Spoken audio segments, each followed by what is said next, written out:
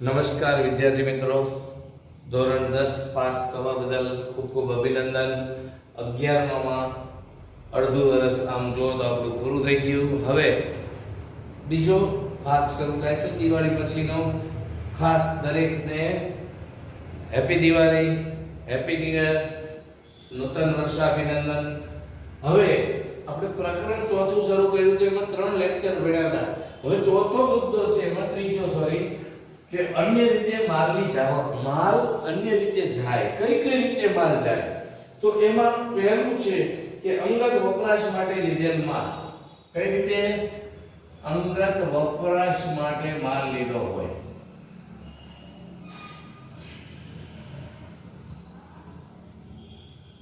તો અંગત વપરાશ માટે લીધેલ માલ એટલે અહીંયા ખાલી આપણે આમ સમજીએ તો આ એક જ શબ્દ કહેવાય, ઉપાડ. શું કહેવાય? ઉપાડથી ગયેલો માલ. તો અંગત વપરાશ એટલે શું? સમજો કે હું કાપડનો વેપારી છું, કાપડનો ધંધો કરું છું, તો મારે ઘરમાં કાપડ જોઈએ, તે ઘર માટે, ઘર વપરાશ માટે કાપડ લઈ જાઉં, એને શું કહેવાય? અંગત વપરાશ માટે લીધેલ માલ. હું કઈ બહારથી લેવા જઈશ, હું પૈસા આપીશ એવી કોઈ જરૂર નથી હોતી. એટલે અંગત વપરાશ માટે લીધેલ માલ. મારા ઘરના માટે, કોઈના માટે માલની જરૂર પડે તો પણ એ લઈ જઈએ તો એ અંગત વપરાશ માટે માલ કહેવાય. તો આ અંગત વપરાશ માલ ઉપાડ ખાતું છે, અને ઉપાડ ખાતું હંમેશા ઉધાર થાય છે. શું થાય છે? ઉપાડ ખાતું મોટા ભાગે ઉધાર થાય. અને માલ જાય છે એટલે એ ખરીદ ખાતે જમા થાય છે, અને એ ખરીદીમાં એટલો ઘટાડો થાય છે. પહેલા અગાઉના વર્ષોમાં, 2 વર્ષ પહેલા આ અંગત વપરાશમાંથી ગયેલો માલ છે એ આપણે અન્ય રીતે ગયેલ માલ એ રીતે લખતા હતા, પણ હવે ખરીદીમાંથી એટલું બાદ કરવામાં આવે છે એટલે અહીંયા ઉપાડ ખાતે ઉધાર થશે અને તે ખરીદ ખાતે જમા થશે, એટલે એટલી ખરીદીમાં ઘટાડો થશે. એવું આપણે ચર્ચા સમજવાનું છે. આપણે બીજું છે જાહેરાતમાં નમૂના તરીકે વેચેલ માલ. બીજો મુદ્દો,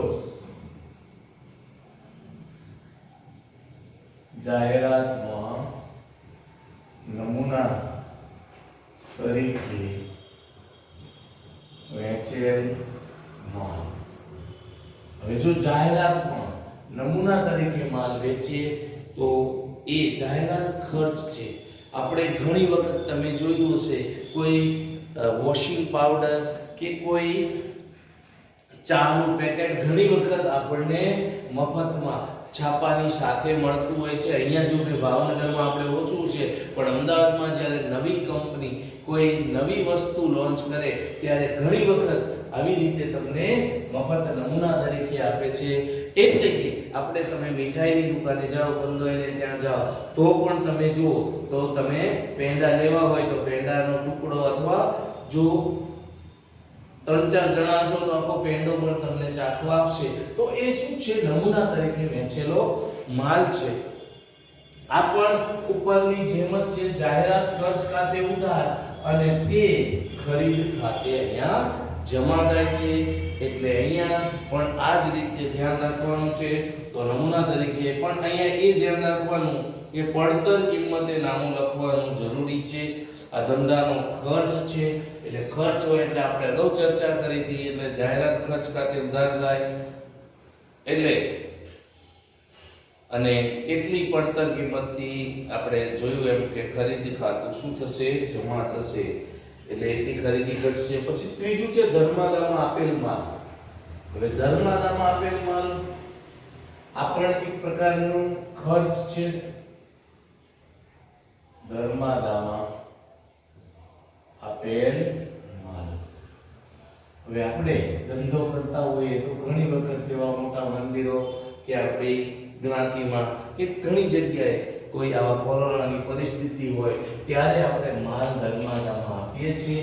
તો આ પણ એક પ્રકારનો ખર્ચ છે. એટલે ધર્માદા ખર્ચ ખાતે ઉધાર થશે, અને ધર્માદાથી ગયેલ માલ ખાતું જમા થતું હતું પહેલા, પણ હવે ખરીદ ખાતે જમા થશે.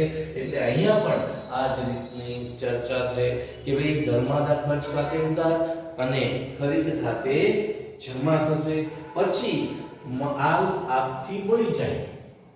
જો આ ચોથો મુદ્દો, માલ આગથી બળી જાય. એટલે કે આપણો માલ જ્યાં ગોદામ હોય અથવા જ્યાં આપણે માલ રાખ્યો હોય ત્યાં આગ લાગે. હમણાં જ તમે જોયું છે દિવાળીની સીઝન ગઈ, દિવાળીમાં ઘણી જગ્યાએ આગ લાગી હોય તો એ આગ લાગવાથી નુકસાન થાય, માલ બળી જાય છે. તો એ નુકસાન છે. આમાં જુદા જુદા વિકલ્પો આવે છે.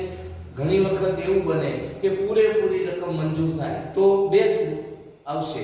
એક આગથી થયેલ નુકસાન, આ નુકસાન છે તો આગથી થયેલ નુકસાન ખાતે ઉધાર અને ખરીદ ખાતે જમા. ક્યારે? કે વીમા કંપનીએ પૂરેપૂરો દાવો મંજૂર કર્યો હોય તો. પણ સમજો કે વીમા કંપનીએ કોઈ દાવો પેલું જે બોલ્યો કે ભાઈ આ વીમો ઉતરાયો જ ન હોય તો આગથી થયેલ નુકસાન ખાતે ઉધાર અને ખરીદ ખાતે જમા. બીજો મુદ્દો છે કે તમે વીમો ઉતરાયો છે, વીમા કંપનીએ પૂરેપૂરી રકમ આપી, લાખ રૂપિયાનો માલ બળી ગયો અને વીમા કંપનીએ કીધું કે લાખ રૂપિયા હું આપીશ, તો નુકસાન કહેવાય નહીં. એટલે વીમા કંપની આપશે. જે આવ્યા નથી તો વીમા કંપની ખાતે ઉધાર અને તે ખરીદ ખાતે જમા થશે. એવી જ રીતે ત્રીજો મુદ્દો છે આમાં કે લાખ રૂપિયાનો માલ બળી ગયો પણ વીમા કંપનીએ 60% દાવો મંજૂર કર્યો એટલે કે 60,000 આપ્યા તો નુકસાન કેટલું થયું? 40,000 નું. તો અહીંયા વીમા કંપની ખાતે ઉધાર 60,000, આગથી થયેલ નુકસાન ખાતે ઉધાર 40,000 અને તે ખરીદ ખાતે જમા 1,00,000. આ રીતે નોંધ થશે. એટલે ધ્યાન રાખવાનું. હજી એમાં એક મુદ્દો છે કે ઘણી વખત એવું બને, સમજાઈ દઉં કે લાખ રૂપિયાનો માલ બળી ગયો, વીમા કંપનીએ 60,000 નો દાવો મંજૂર કર્યો, જે માલ અડધો બળી ગયેલો હતો ને વેચ્યો તેના 10,000 ઉપજ્યા.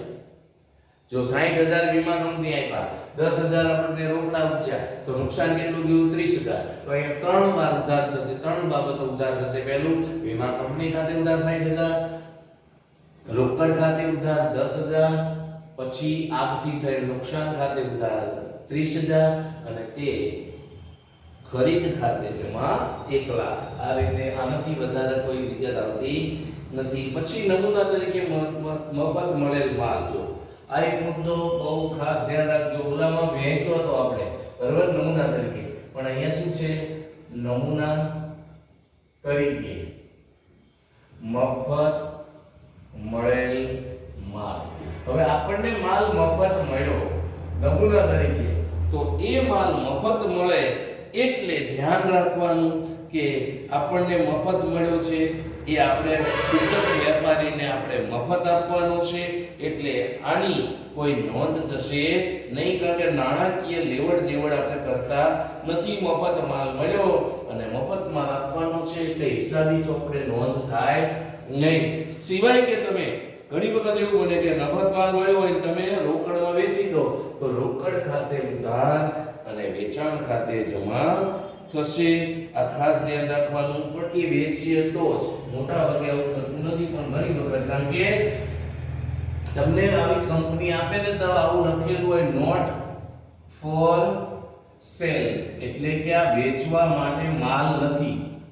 પછી તમે આપણી ટેક્સ્ટ બુક જુઓ તો ટેક્સ્ટ બુક માં તમે જોયું હોય તો આવો શબ્દ લખ્યો હોય છે નમૂના પ્રત.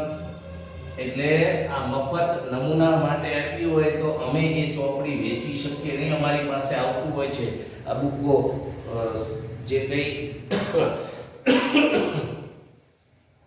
જે કોઈ બુક બહાર પડે ગવર્નમેન્ટ સિવાયના, નવનીત પ્રકાશન છે કે ગમે તે પ્રકાશન હોય તો એ અમને શિક્ષકોને ભલામણ અર્થે આપે છે. એટલે એમાં લખેલું હોય નમૂના પ્રત ભલામણ અર્થે, એટલે અમે વિદ્યાર્થીને ભલામણ કરીએ એટલા માટે મફત અમને આપે છે. એ બુક પર કિંમત ન લખી હોય ને આવું લખ્યું હોય છે, આ ઇંગ્લિશમાં લખ્યું હોય તો આવું લખેલું હોય છે નોટ ફોર સેલ, એટલે એ બુક અમે વેચી શકતા નથી. પછી છે ધંધામાંથી માલ ચોરાઈ ગયેલો માલ. ધંધામાંથી માલ ચોરાઈ, ધંધામાંથી ચોરાઈ ગયેલો માલ. હવે માલ ચોરાઈ જાય તો એની પણ નોંધની નુકસાન છે. તો નુકસાન છે એટલે ચોરીથી થયેલ નુકસાન ખાતે ઉધાર થશે અને ખરીદ ખાતે જમા થશે. આ વસ્તુ ધ્યાન રાખવાની. તો આ સિવાય પણ તમને જો બુકમાં 61માં પેજ નંબર ઉપર આપી છે, જૂની બુક છે મારી પાસે, એટલે નવી બુકમાં 3-4 પાના પછી હશે, એટલે 65 આસપાસ હશે.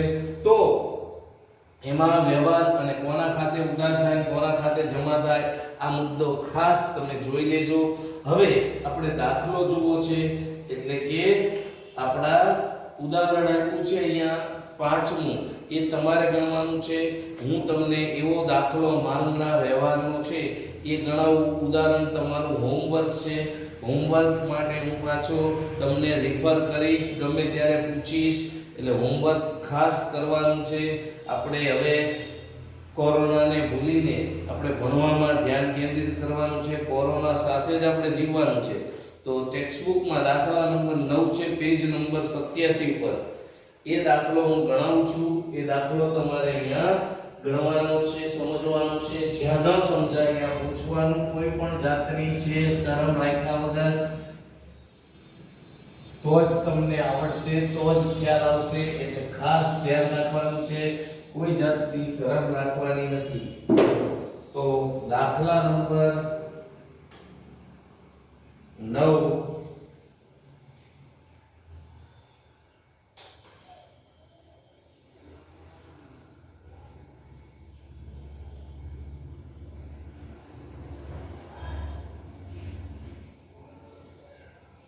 અહીંયા સોરી દાખલો છે એ અન્ય રીતે માલની જાવકનો નથી, એટલે આપણે એનું ઉદાહરણ આપ્યું છે એ જ ગણીએ. કારણ કે આમાં એવું છે કે એવો દાખલો નથી, એટલે ઉદાહરણ 5 આપણે છે એ ગણીશું. પેજ નંબર 62 પર છે જૂની બુકમાં.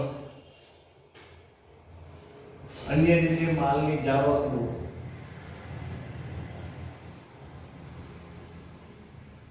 ઉદાહરણ 5.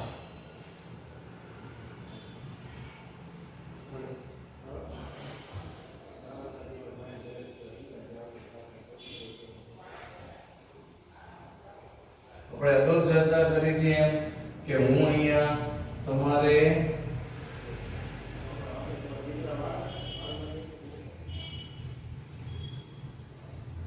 તારીખ, વિગત, બાબત જે નહીં લખું, કારણ કે સમયનો અભાવ અને બાબત જે અંદર આપેલી છે, ઉદાહરણ પણ છે, એટલે તમને ખ્યાલ આવી જશે. તો નીચેના વ્યવહારોથી મુરલીધરના ચોપડામાં આમ લખવાની છે, તો અહીંયા ઉપર લખવાનું કે શ્રી મુરલીધર અથવા મુરલીધરના ચોપડે, મુરલીધરના ચોપડે આમનો અથવા મુરલીધરની આમનો લખો તો આલે, મુરલીધરનો આમનોનો ચોપડો જે લખો એ બરોબર, એમાં કઈ ફેર પડશે. તો અહીંયા ધ્યાન એ રાખવાનું છે કે આપણે મુરલીધર છીએ એવું માની લખવાનું છે. 2014 નું મે મહિનાની 1લી તારીખનો પહેલો વ્યવહાર છે. ધંધામાંથી 1000 નો માલ અંગત વપરાશ માટે લઈ ગયા. મેં હમણાં તમને ચર્ચા કરી હતી, અંગત વપરાશ માટે આવે શબ્દ એટલે ઉપાડ ખાતે. તો અહીંયા ઉપાડ ખાતું હંમેશા ઉધાર થાય. ઉપાડ ખાતે ઉધાર 1000 રૂપિયાનો માલ લઈ ગયા છે. માલ જાય છે, કોઈ પણ પ્રકારે માલ જાય એટલે એ ખરીદ ખાતે જમા થશે.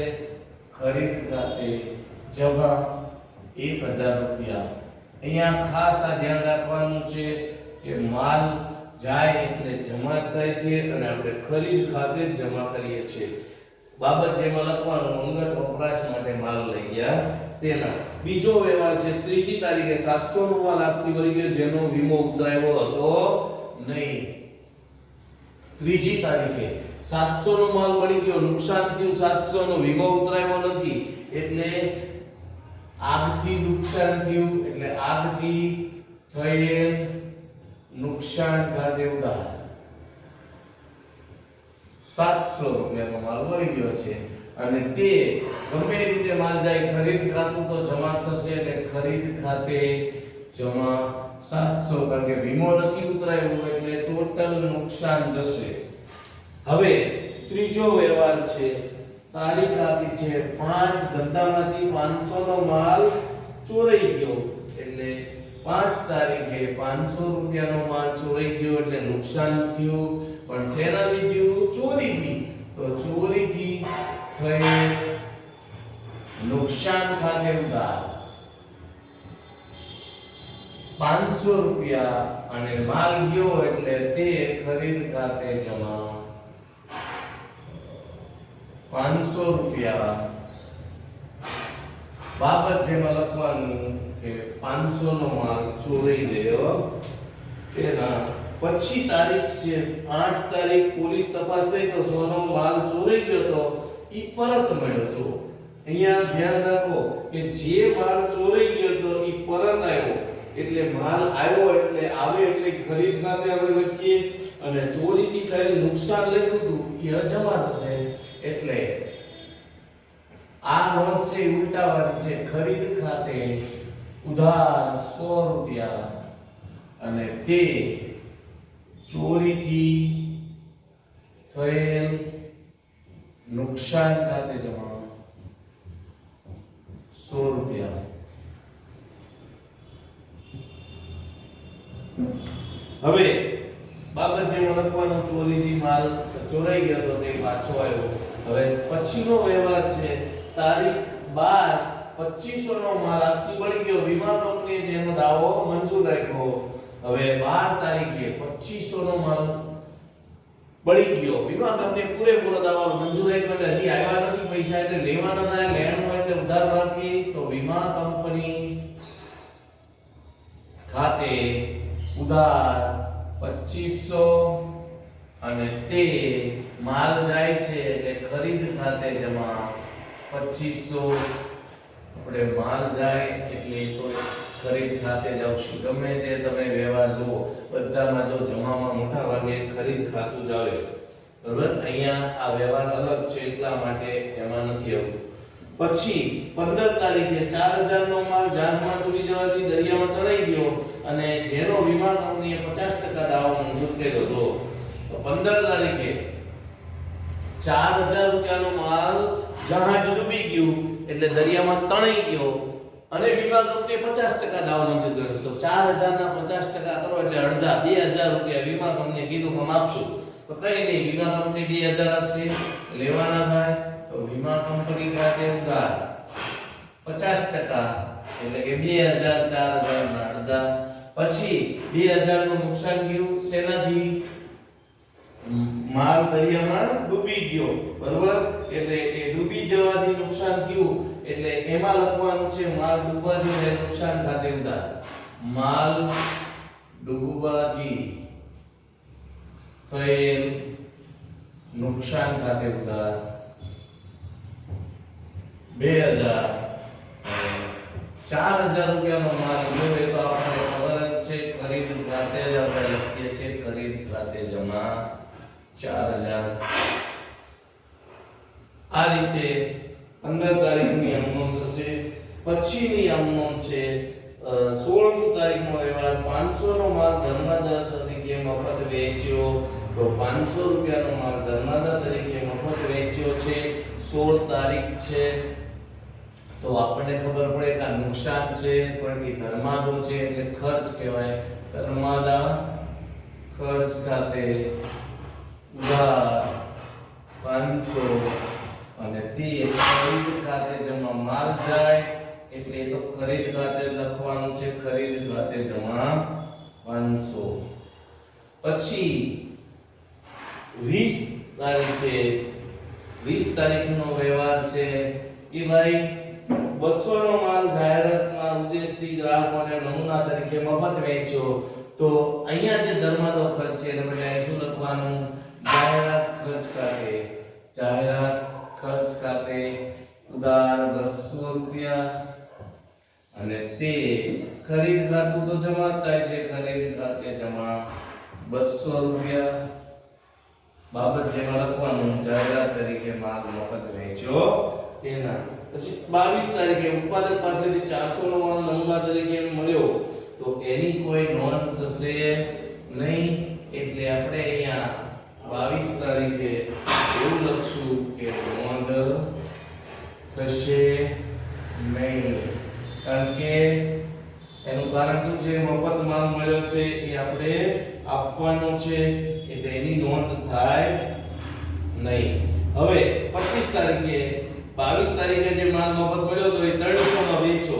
તો હવે વેચો એટલે અહીંયા તમે જુઓ, વેચો એટલે આ બિન આર્થિક વ્યવહાર છે એટલે એમ લખો તો પણ ચાલશે, બિન આર્થિક વ્યવહાર છે. હવે આ માલ 300 માં મફત મળ્યો તો 200 માંથી 300 માં વેચો એટલે રોકડા આવશે. તારીખ આપી છે 25, રોકડ ખાતે ઉધાર 300 રૂપિયા અને એ વેચાણ ખાતે આપણે માલ વેચો એટલે વેચાણ ખાતે જમા 300 રૂપિયા. હવે 28 તારીખનો વ્યવહાર છે તો 28 તારીખે 1500 નો માલ આગથી પડી ગયો. વીમા કંપનીએ 900 નો દાવો મંજૂર કર્યો. આ માલ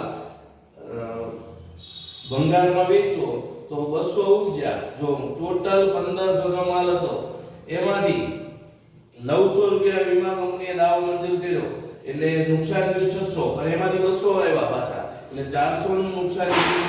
એટલે આ રીતે નોંધ થશે 28 તારીખે. વીમા કંપનીએ જે દાવો મંજૂર કર્યો છે એ વીમા કંપની ખાતે 900 રૂપિયા. પછી હવે 200 રૂપિયાનો માલ ભંગારમાં વેચો તો એ રોકડા આવશે એટલે રોકડ ખાતે ઉધાર 200 રૂપિયા.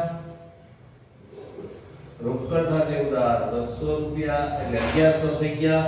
તો હવે 400 એ નુકસાન થયું. પણ શેનાથી નુકસાન થયું છે? આગથી. તો આગથી થયેલ નુકસાન ખાતે ઉધાર 400 એટલે ટોટલ 1500 થઈ ગયા. તે ખરીદ ખાતે જમા 1500.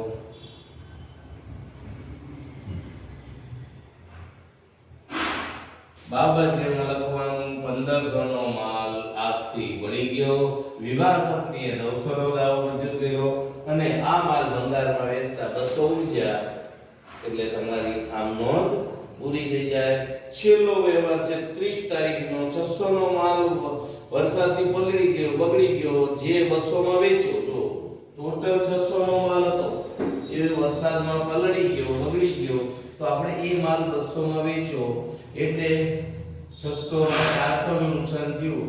તો આ વરસાદથી થયેલ નુકસાન અથવા પલળી જવાથી નુકસાન, વરસાદથી થયેલ નુકસાન ખાતે ઉધાર કેટલા? 600 માંથી 200 આવ્યા એટલે 400 નું નુકસાન થયું. 600 નો માલ હતો અને 400 રૂપિયા ઉપજ્યા એટલે નુકસાન 200 રૂપિયા એટલે 400 નુકસાન. અને રોકડા કેટલા આવ્યા? રોકડ ખાતે ઉધાર 200 અને તે ખરીદ ખાતે જમા રૂપિયા 600. આ રીતે અહીંયા દાખલો પૂરો થાય છે. પછી અગાઉ ચર્ચા કરી તેમ આપણે અહીંયા સરવાળો કરવાનો છે અને લખવાનું કુલ સરવાળો. આ સરવાળો થાય છે 11900 રૂપિયા. બંને બાજુ સરખો જ થાય કેમ કે જો તમે બે બાજુ એન્ટ્રી સરખી જ હોય છે 11900. અહીંયા આપણો આ દિવાળી પછીનો પહેલો લેક્ચર પૂરો થાય છે. હવે બીજા લેક્ચર થી આપણે થોડોક સમય વધારશું કારણ કે ઘણું બધું બાકી છે એટલે આ પાયાનું છે એટલે આમાં ઉતાવળ નથી કરવાની પણ સમય વધારવાનો છે. સમયની કોઈ આપણે મર્યાદા નથી. જે કંઈ મહત્વના મુદ્દા છે એ જ આપણે ચર્ચા કરશું. ઘરે રહો, સલામત રહો. અસ્તુ. જય ભારત, જય હિન્દ.